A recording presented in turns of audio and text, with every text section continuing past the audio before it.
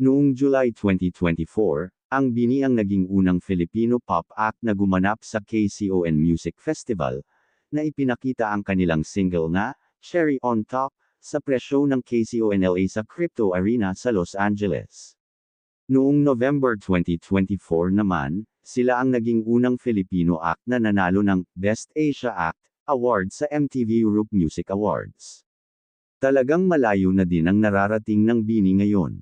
Kaya naman alamin natin ang ilan sa mga naipundar ng dalawa sa kanilang miyembro.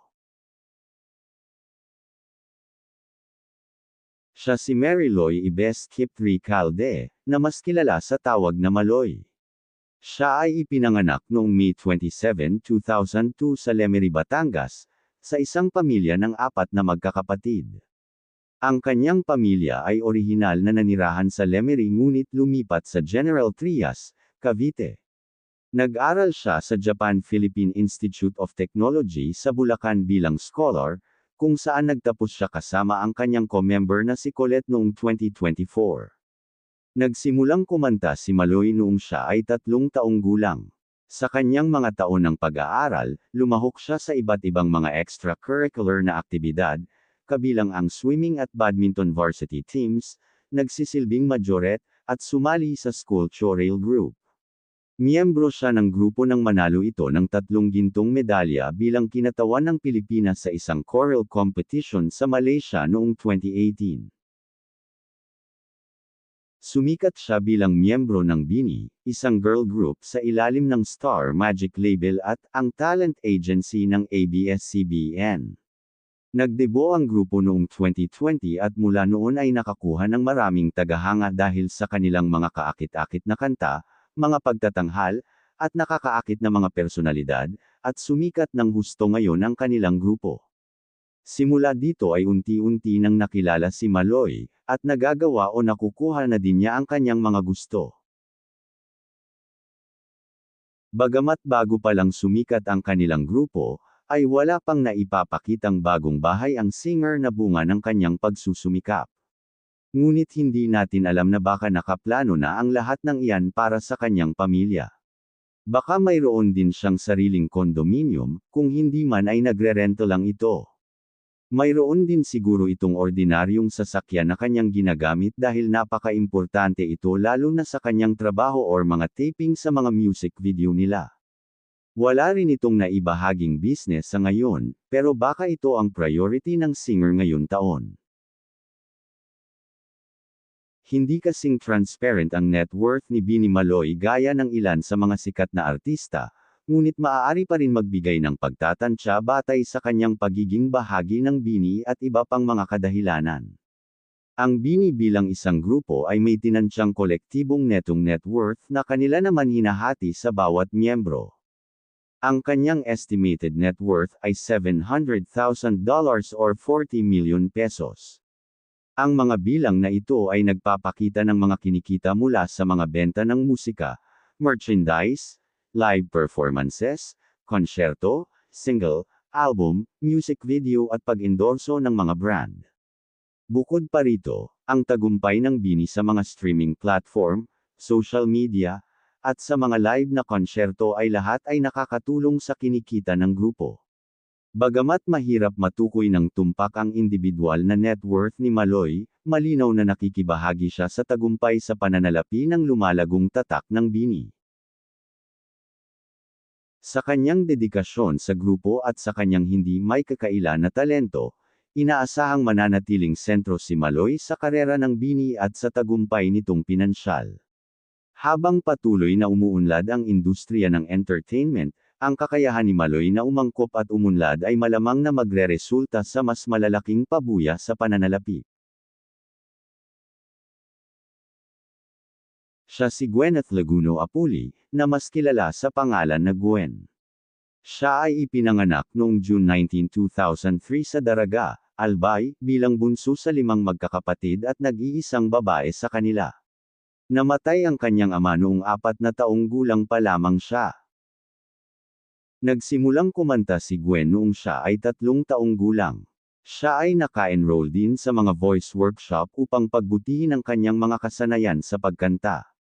Nagtanghal din siya sa iba't ibang mga kaganapan at sumabak sa mga pageant, kung saan noong 2019, nanalo siya ng first runner-up sa isang beauty pageant sa Legazpi, Albay. Bago naging bahagi ng Nations Girl Group, nagkaroon na si Gwen ng kanyang fair share of experience sa show business bilang dating Pinoy Big Brother housemate at isang modelo. Ngayong isa na siyang sertipikadong pop idol, mabilis din siyang naging bahagi ng listahan ng mga OPM artist na pinakikinggan niya lang. Dahil dito ay unti-unti na din siyang nakikilala, at nagagawa o nakukuha na din niya ang kanyang mga gusto. Gaya sa ibang miyembro, dahil bago pa sila nakikilala ngayon ay wala pang naipapakitang bagong bahay ang singer na bunga ng kanyang pinaghirapan. Pero baka unti-unti nitong pinapaayos ang bahay ng kanyang mga magulang o pinaplano pa lang. Baka mayroon din siyang sariling kondominium, kung hindi man ay nagre-rento lang muna siya sa ngayon. Mayroon din siguro itong ordinaryong sasakyan na kanyang ginagamit lalo na't kailangan din niya ito sa kanyang trabaho or mga taping sa mga music video na kanilang ginagawa. Wala rin itong naibahaging business sa ngayon, pero baka isa ito sa mga priority ng singer ngayon taon. Bilang miyembro ng BINI, nakikinabang si Gwen sa mga benta ng kanilang mga single album at music video. Ang BINI ay may nakalaang fan base, at ang kanilang musika ay malawak na ipinamamahagi sa iba't ibang mga platform tulad ng Spotify, Apple Music, at YouTube. Malaki ang naiaambag ng kita mula sa streaming at pag-download ng musika sa net worth ng grupo, at bilang extension, ang mga kita ni Gwen. Ang mga live na pagtatanghal at konsyerto ay isa pang pangunahing pinagkukunan ng kita at ng BINI Group. Bilang karagdagan sa kanilang mga regular na pagtatanghal sa Pilipinas, ang BINI ay nagtanghal din sa buong mundo, na higit pang pinalawak ang kanilang pag-abot sa buong mundo. Ang mga konsyerto na ito ay nagbibigay ng kita sa pamamagitan ng pagbebenta ng ticket, merchandise, at sponsorship, na lahat ay nakakatulong sa net worth nito na estimated $700,000 o 40 million pesos. Habang nananatiling mailap ang mga partikular na numero sa net worth ni Gwen, maliwanag na nakagawa siya ng matagumpay na karera bilang bahagi ng hit Filipino girl group na BINI. Malaki ang naiambag ng kanyang mga kontribusyon sa musika, live performances, at pag-endorso ng brand sa kanyang tagumpay sa pananalapi. Sa papalaking kasikatan ng grupo at sa kanyang hindi maikakailang talento, ligtas na sabihin na ang net worth ni Gwen ay patuloy na tataas sa mga susunod na taon. Pagdating sa matinding pagbabago mula sa backstage hanggang center stage, si Gwen Apuli ay talagang magaling. Bilang lead vocalist ng BINI, tila siya ang pinakatahimik, o pinakawalang pakialam, gaya ng sabi ng Blooms, ngunit isa pa rin siya sa mga pinakamagnetic na performer sa grupo. Mula sa kanyang simpleng pagsisimula sa Bicol hanggang sa pandaigdigang yugto, si Gwen Apuli ay palaging naniniwala na ang pagsusumikap sa kalaunan ay babalik sa iyo. Ang dalawa ay parehong mayaman, malayo pa ang kanilang mararating bilang mga performer. Ang kanilang galing, sipag at tiyaga ang magdadala sa kanila sa tagumpay. Ang video na ito ay for entertainment at hindi kinukumpara ang kanilang yaman kundi inaalam lang natin ang bunga ng kanilang pagsusumikap bilang mga artista. Kung mayroong mali o kulang sa mga nabanggit ay pwede nyo linawin sa comment section. Salamat.